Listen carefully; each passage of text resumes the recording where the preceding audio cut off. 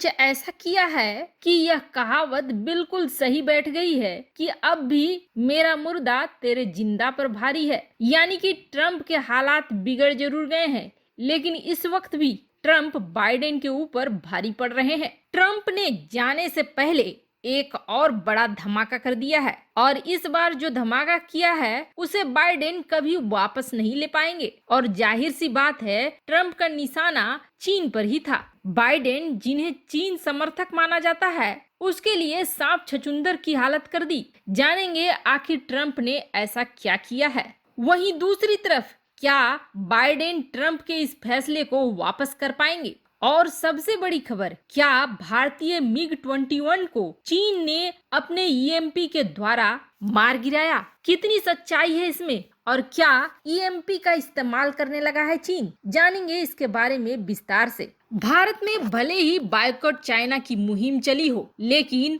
भारत का एक तबका ऐसा भी है जो अभी तक चीन के उत्पादों का बड़ा समर्थक रहा है। और इसका अंदाजा आप ऐसे लगा सकते हैं कि Xiaomi ने, जो कि चीनी कंपनी है, उसने अपनी नई फोन को लॉन्च करा 12 जनवरी को, Mi 10i, और इसकी कुछ ही दिनों की सेल हो गई 200 करोड़ की। अब इसका आप अंदाजा लगा लो, 7 जनवरी के आसपास इसकी बिक्री शुरू हुई और 12 जनवरी तक इसने 200 करोड़ रुपए कमा लिए। मतलब कि सिर्फ एक मॉडल ने भारत में कम से कम अब तक हजारों करोड़ का बिजनेस दे दिया होगा। अब इससे आप अंदाजा लगा सकते हैं कि भारत में बायकॉट चाइना कितना ज्यादा सफल हुआ है। वैसे आपको बता दें, चीन की ये Xiaomi जो कंपनी है, इसकी स्थापना 2010 में हुई थी और हेडक्वार्टर इसका बीजिंग में है। और अक्टूबर 2020 में Xiaomi ने एप्पल को भी पार कर दिया था और तीसरा सबसे बड़ा स्मार्टफोन मेकर बन गया था। और इसके 2020 के थर्ड क्वार्टर में 46.2 मिलियन हैंडसेट हाथों हाथ बिक गए थे। भारत के मार्केट में तो Xiaomi पूरा छाया हुआ है। और भारत की बात करें तो अभी आधा से ज्यादा स्मार्टफोन का मार्केट चीन ने कब्जा करके रखा हुआ है। करीब 450 मिलियन यूजर चीन के फोनों का इस्तेमाल करते हैं। करीब 450 मिलियन यूजर हैं जो फोन का इस्तेमाल करते हैं, और जिसमें आधा से ज्यादा चीन के बने फोन का इस्तेमाल करते हैं। अकेले Xiaomi के बारे में कहा जाता है कि यह करीब 28% तक पहुंच चुकी है इंडियन मार्केट में। लेकिन इंडियन मार्केट में जहां Xiaomi खूब फल फूल रहा है, अमेरिका ने ले लिया है बड़ा निर्णय। अमेरिका की जगह ट्रंप कहें तो ज्यादा बेहतर होगा, जिसमें पेंटागन ने बृहस्पतिवार को Xiaomi कॉरपोरेशन को अपने उस लिस्ट में डाल दिया है जिसके अनुसार ब्लैक लिस्ट हो गई है Xiaomi अमेरिका में। इसका सीधा मतलब ये है कि इस कंपनी में अमेरिकी कंपनियां पैसा नहीं लगा सकती हैं। इनको माना जा रहा है कि ये कम्युनिस्ट चाइनीज मिलिट्री कंपनी है, यानी कि इस कंपनी में अगर पैसा लगाया जाता है तो वो सीधे सीधे चीन के खाते में जाता है और चीन को मदद मिलती है। अब आप कहेंगे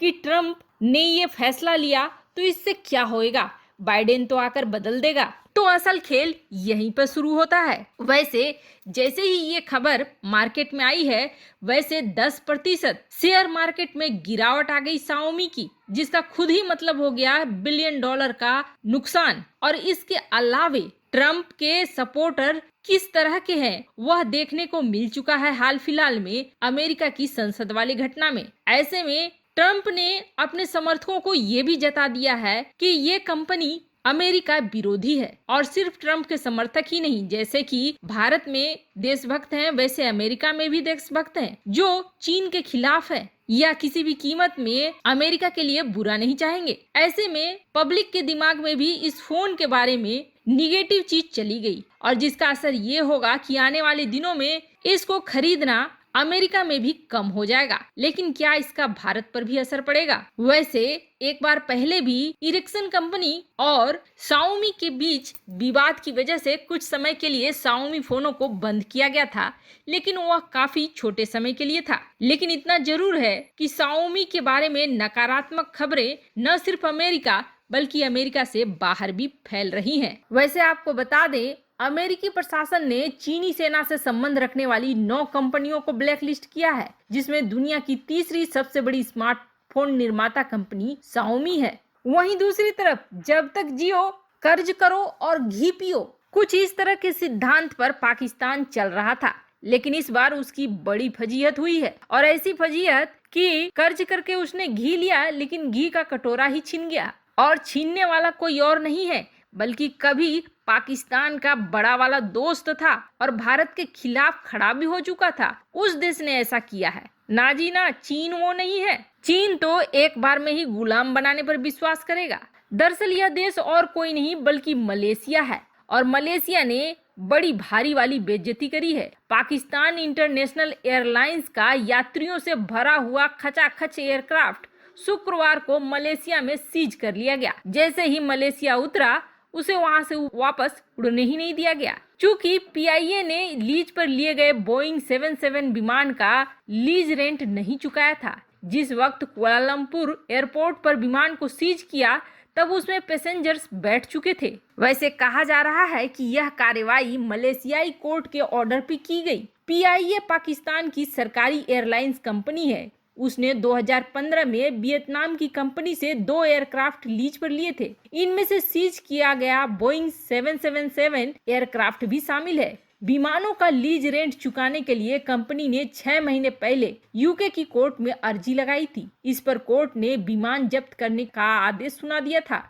पीआईए के विमान पर जब कार्रवाई की गई, उस वक्त बोर्डिंग प्रोसेस पूरी हो चुकी थी। एयरक्राफ्ट में 18 क्रू मेंबर्स भी सवार हो गए थे। कार्रवाई के बाद स्टाफ और यात्री कुआलालंपुर में फंस गए हैं और प्रोटोकॉल के मुताबिक अब सभी को 14 दिन के लिए क्वारंटाइन किया जाएगा। हालांकि विमान सीज होने के बाद पीआईए ने अपने ऑफिशियल अकाउंट से सोशल मीडिया पर कहा कि सभी यात्रियों की देखरेख की जाएगी और उनके लिए वैकल्पिक इंतजाम किया जाएगा। लेकिन इस वक्त जिस तरह के हालात हैं, वो बिल्कुल भी मंजूर करने लायक नहीं है और हम पाकिस्तान सरकार से इस मामले में कूटनीतिक प्लेटफॉर्म पर बात उठाने की मांग करते हैं। वैसे आपको बता दें, इसके बारे में और ज्यादा जानकारी नहीं मिली, लेकिन फर्जी लाइसेंस के बाद ये वाला झटका बहुत ही बड़ा है और इसे अंतर्राष्ट्रीय स्तर पर बड़ी वाली बेइज्जती कहेंगे। वैसे आपको क्या लगता है, क्या पाकिस्तान के साथ ऐसा होना ही चाहिए? कमेंट कर अपनी राय जरूर बताएं। वहीं दूसरी तरफ पाकिस्तान के साथ मलेशिया ने ऐसा क्यों किया? इमरान खान की इससे बड़ी बेइज्जती और नहीं हो सकती थी। मलेशिया ने तो पुराने रिश्तों का भी लिहाज नहीं किया।